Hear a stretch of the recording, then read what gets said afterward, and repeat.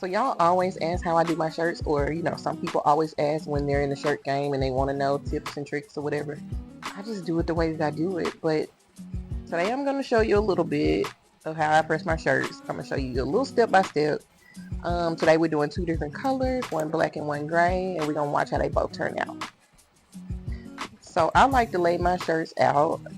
I also like to take the length roller and roll whatever off of it, because these shirts come from wherever, and sometimes they have length on them, so I always roll it out because you don't want to press that under your image.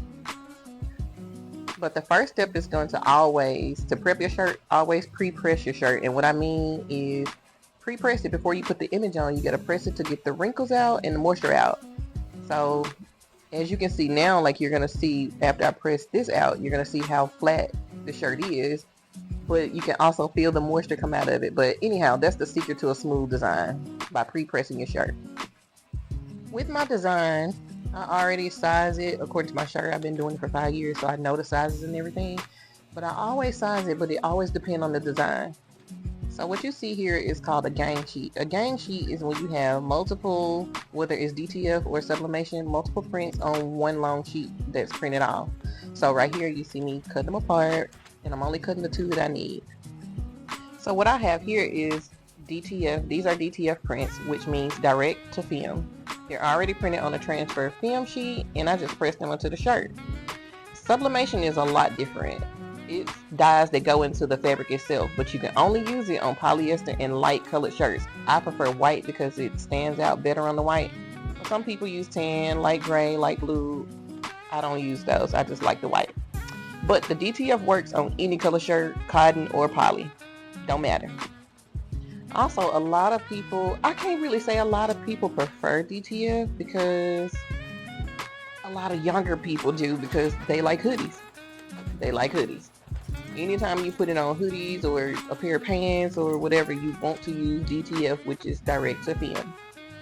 Sublimation, everything that you use in sublimation has to be 100% polyester. No in between. Can't be 90%. 85%, 65%, it can't be, because the image won't take too well if it's not 100% polyester. It has to be 100%. So I can't really tell you with the pressure how the pressure is. I just know how I like mine. I do it to where it's kind of hard to press down when I'm going to press, but it differs. So you can change the pressure of the heat press, however many times you want. But right here, I am putting my image 3 inches down from the neck, because that's just how I like mine. I don't like mine too far up, and I don't like it too low. So any shirt, I always do 3 inches down, even on my kid shirts. So with DTF, I press it on about 315 for about 10 seconds with a medium pressure. Every press is different, so you got to know your machine. It takes you to get to know your heat press, and once you get the flow of it, you'll know. So I can't really tell you. It's going to take you to mess up some shirts and mess up some prints. Let me just say that. So you see me shaking the shirt, removing the heat a little bit, because it's a cold peel, which means it has to be cool. So I peeled it off. Right here, I'm going in to press it again for I do mine for about 6 seconds, just to make sure that print is on there pretty good. Now, to me, the best part is the peeling. It's just fun to me. I don't know. It's just, I get to see my work. It like all come together in the end, but that's the fun part for me. Boom, look at it. Look how clean it looks on this gray. It just does. DTF to me gonna always give you that bold color no matter what shirt you use, no matter what color, black, white, green, purple, blue, red, yellow. You're gonna always get that clean, bold look. Sublimation, you can still get a bold look, but like I said, on white, I always get my bold. So it just depends on your heat, and it depends on your pressure of your press that gives you that bold look.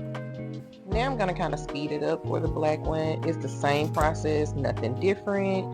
I had already rolled this with my lint roller, so you don't see that part in this one. I also forgot to mention that when I go in to actually press the image, I always put a little Teflon sheet on top, which is the brown sheet that you see. I put it on top so it don't melt my image, which is not going to melt it, but I just always use it to protect my shirt and to protect my print. So make sure you get you a Teflon sheet if you decide to start doing shirts, or if you already do shirts, to have a sheet. So here I am again measuring my image away from my collar or the neckline, which I do 3 inches. You do it however you want to, but pretty much the standard is 3 inches away from the neckline. So again, I'm going to speed this up just a little bit. Same process, cooling the shirt off, then I'm going to peel it. You see the final look. You see how it looks. It's still bold on top of the black one versus the gray. It didn't take away, it didn't add, it didn't do anything. They both look the same. So here's the final look of both the shirts. I love them both. I'm just not I'm not a gray person. I love black everything, but the gray does look better to me. But as you can see, the colors are very vibrant in these shirts. After pressing these shirts, I fold the shirts neatly because presentation is everything. I like to fold it so the design is front and center when the customer opens it, and a clean fold makes even a simple order look premium. So yeah, always fold your shirts neatly.